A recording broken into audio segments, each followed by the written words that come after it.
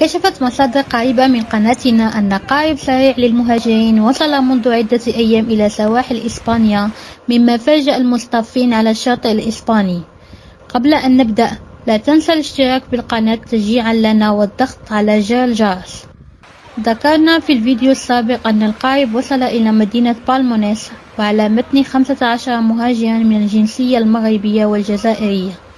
المعلومات الجديدة تفيد أن القارب السريع وصل إلى شاطئ مدينة ألميريا الإسبانية.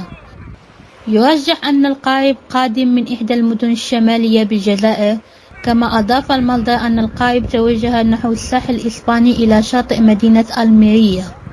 كما نرى في الفيديو هناك هدوء واضح على الحراقة لحظة وصولهم. أيضا كانوا يلبسون ملابس جيدة لكي لا يلفتوا الانتباه لهم. صدمة المصطفين والمرأة التي صورت الفيديو كانت كبيرة جدا.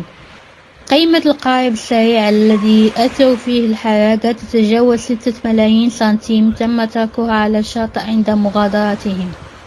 وتشير معطيات صادرة عن المنظمة الدولية للهجرة إلى أن إجمالي المهاجرين الذين وصلوا إسبانيا انطلاقا من السواحل المغربية بلغ نحو 10,276 شخصا منذ مطلع 2018 حتى 6 من شتنبر الجاري.